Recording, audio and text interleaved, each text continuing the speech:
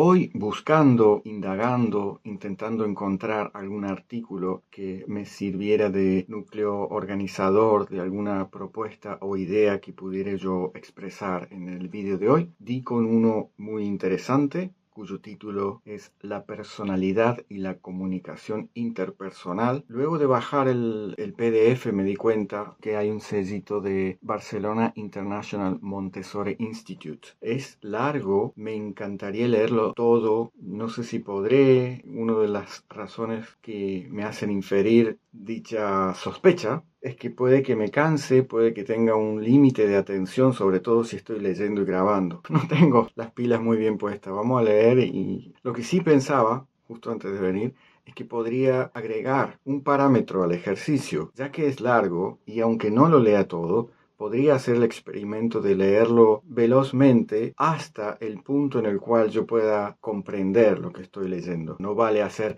la comunicación, creo que se entiende. La comunicación interpersonal, necesito un café.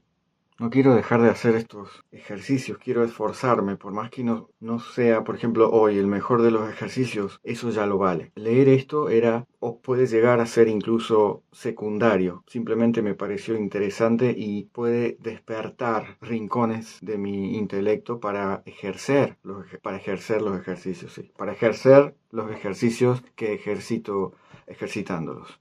La comunicación interpersonal trata los vínculos directos que relacionan una personalidad con otras. D. Saldívar, 2003, plantea que la comunicación interpersonal puede ser considerada como el proceso de intercambios de mensajes entre dos o más personas, con la finalidad de alcanzar determinados objetivos. La personalidad es el escondrijo en el que se halla la esencia de la comunicación. La personalidad es el escondrijo en el que se halla la esencia de la comunicación individual, agregaría yo. La comunicación es la base para la construcción de la personalidad. Es interesante la importancia que se le está dando en este texto a la comunicación. La comunicación es la base para la construcción de la personalidad. Creo que incluso el concepto es mucho más grande de lo que podría a simple vista entenderse. La comunicación hasta este momento se refiere a cualquier tipo de comunicación. Un niño, un bebé o lo que fuere interactúa con sus padres. Lo que fuera, no. Un niño, un bebé, un niño o un ser humano que todavía no ha aprendido a hablar, a eso me refería, puede ya comunicarse. Y el habla sería una herramienta devenida de esa necesidad de comunicación. No lo estoy diciendo en general, lo digo en base a lo que estoy leyendo, en lo que creo que han querido comunicar en este. El estudio de la personalidad es un elemento central, ya que es la expresión más genuina del ser humano como ser social, por su carácter activo y transformador, y por su papel autorregulador y regulador, vista la personalidad en su condición integrada entre lo cognitivo y lo afectivo. Es obvio que cuando se habla de la existencia de una esfera cognitiva y afectiva, se está haciendo referencia a lo psicológico y en específico a la personalidad, por ser esta la principal manifestación del hombre en su implicación en el medio. En el desarrollo de la actividad psíquica se observa la existencia de un conjunto de procesos psíquicos, los que se pueden clasificar de la siguiente forma: cognitivos, sensación, percepción, atención, memoria, imaginación, pensamiento y lenguaje. Afectivo-volitivos, es decir, cognitivos, sensación, percepción, atención, memoria, imaginación, pensamiento y lenguaje. Afectivo-volitivos, emociones, sentimientos, voluntad, deseos y aspiraciones.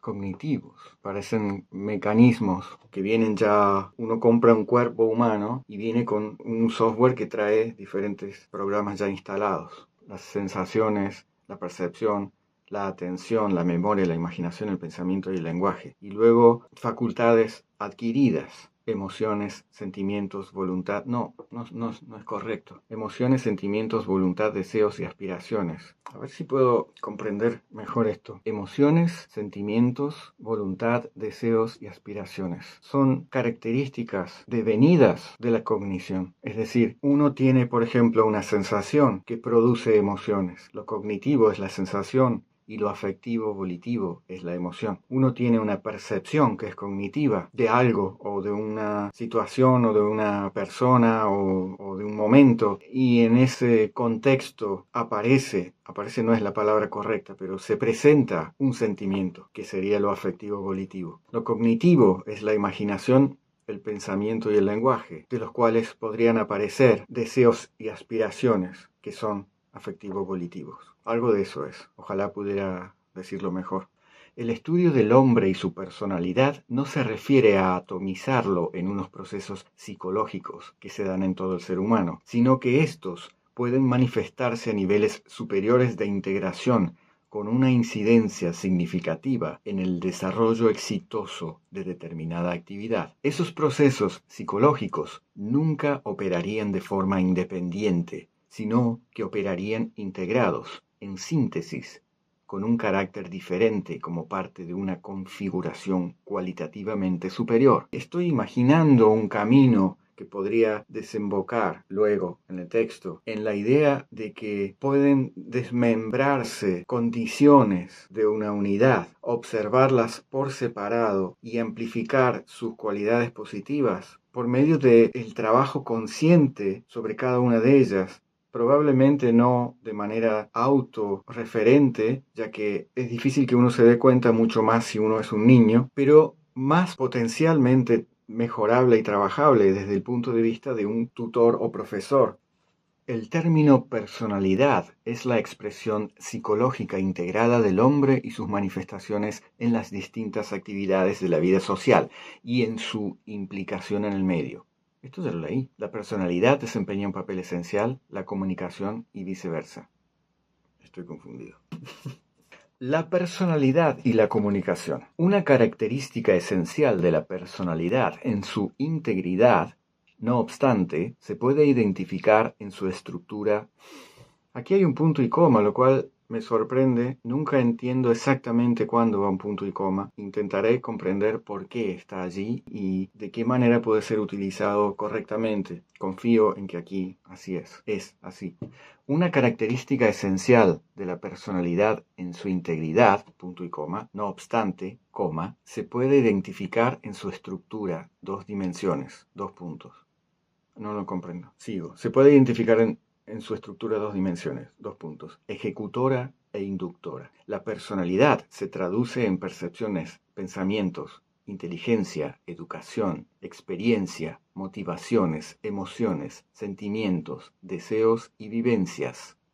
Todos aspectos muy vitales. Es como si en este método, no puedo hablar del método, pero digo, la persona, esta señora con apellido Montessori, no recuerdo su nombre, aunque lo he leído hace unos minutos, ha devenido desde su observación en conclusiones basadas en, llamémosle, fenómenos muy vitales y muy humanos, probablemente estudiados, pero más que nada percibidos por ella, no solo en niños, sino en adultos, condiciones intrínsecas tan importantes y tan poco atendidas. ¿Cómo formar a una persona? Comprender la calidad de sus intrínsecas facultades humanas, cuáles son los sentimientos, los pensamientos, las sensaciones, el deseo de observar, de aprender, de moverse, de ir hacia adelante, etc. Y en qué medida esas facultades están relacionadas con el desarrollo de una persona. La señora Montessori debe haber sido increíble y su método es increíble. Sorprende que no sea tan obvio, que no haya habido y que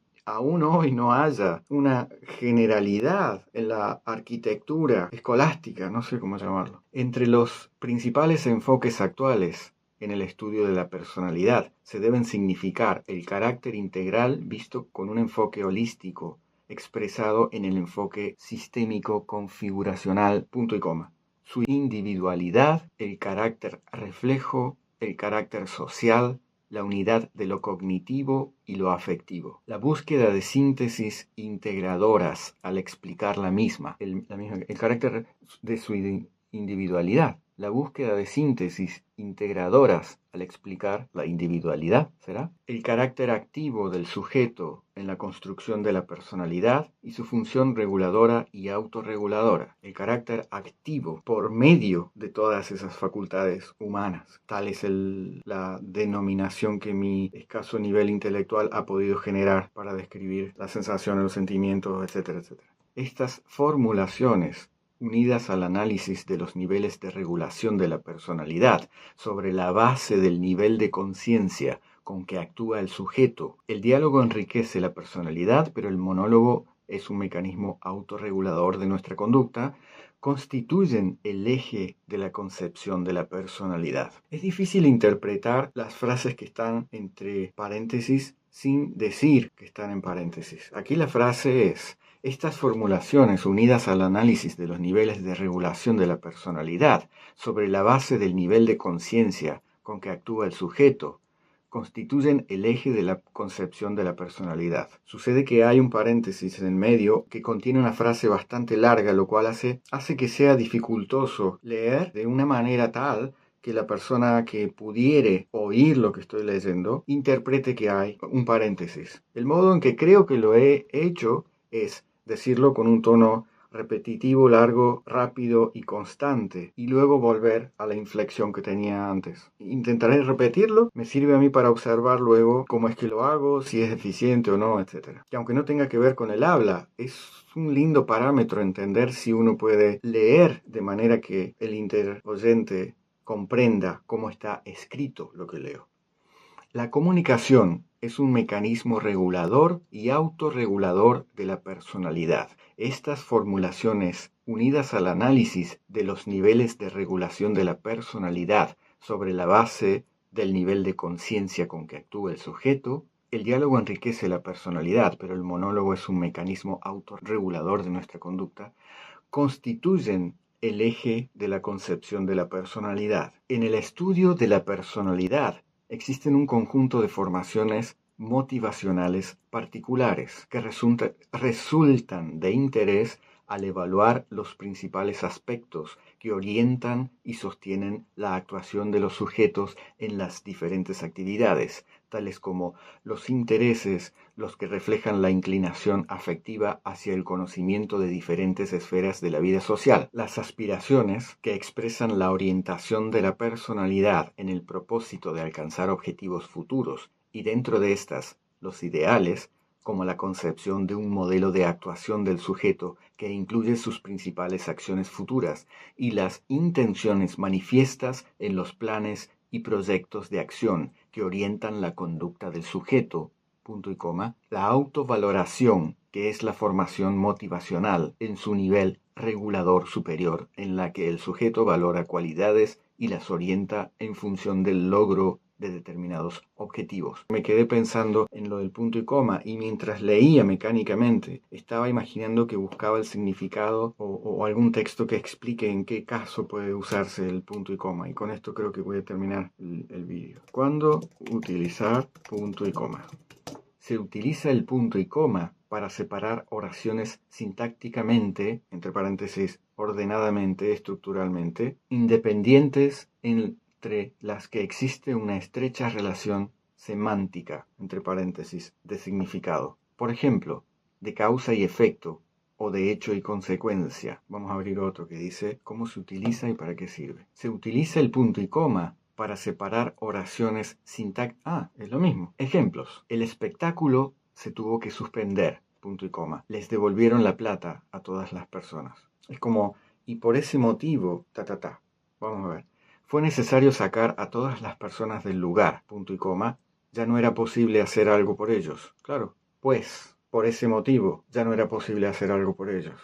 Puedo estar en lo cierto. Todos se marcharon para sus casas, punto y coma. La gente se sintió engañada. En este caso sería algo así como, dado que todos se marcharon para sus casas, dado que la gente se sintió engañada. Vamos a encontrarle el punto. Estaban muy tristes en el aeropuerto, punto y coma. Se les canceló el vuelo. Porque no siempre es lo mismo. Creo que intenté concluir en que significaba algo en particular. Creo que es una serie de posibilidades que simplemente unen dos oraciones, pero no es una posibilidad la que siempre encaja en todos los ejemplos. Se les veía a todas horas muy felices, punto y coma. Estaban recién casados. Allí iría porque Pedro no pudo ir a trabajar, punto y coma. Estaba muy enfermo. Porque se le sentía mucha rabia en su voz. Siempre estaba gritando. En este caso sería ya que. Nota, en la mayoría de estos casos también se puede usar punto y seguido. ¿Y entonces? Aunque esto depende de la vinculación semántica, entre paréntesis, significado, de la persona que está escribiendo y que además considera existente entre los enunciados. Pero también, en estos casos, se pueden utilizar los dos puntos.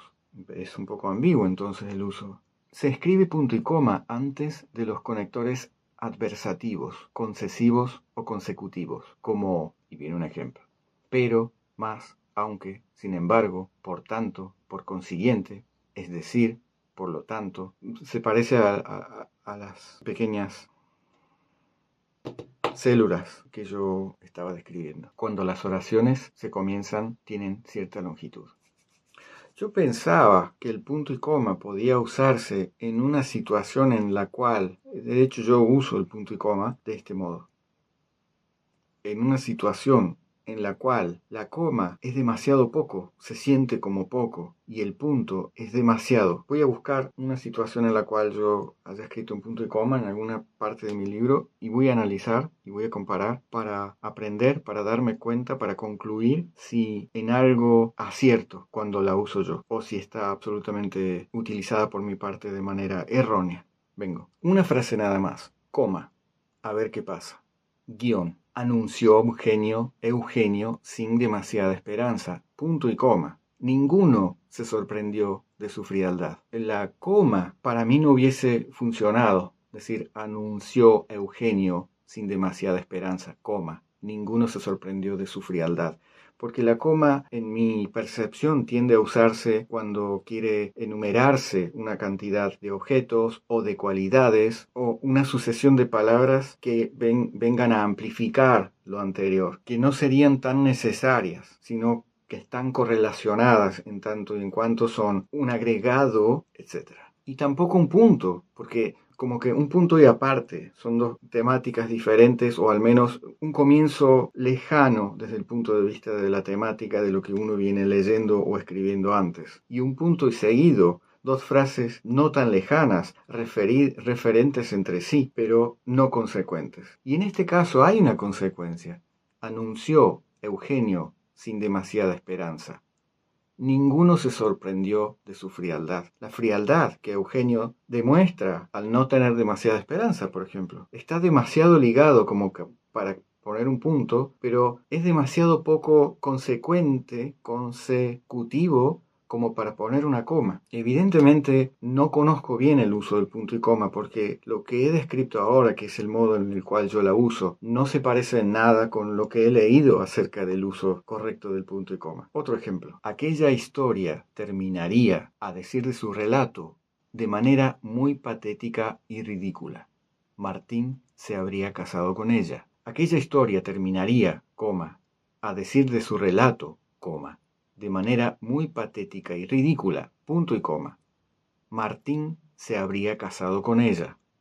Una coma hubiese funcionado, por ejemplo, si lo que siguiese a la palabra ridícula fuera algo más consecuente y consecutivo. Por ejemplo, aquella historia terminaría, a decir de su relato, de manera muy patética y ridícula, coma, incipiente y negacional, por ejemplo. O una aclaración. Por ejemplo, aquella historia terminaría, a decir de su relato, de manera muy patética y ridícula, coma, infiero. Martín se habría casado con ella. Lo dije mal, pero no perderé el tiempo intentando hacer énfasis en un correcto uso del lenguaje para explicar lo que acabo de exponer. Y un punto no sería demasiado, de manera muy patética y ridícula. Punto. Martín se habría casado con ella.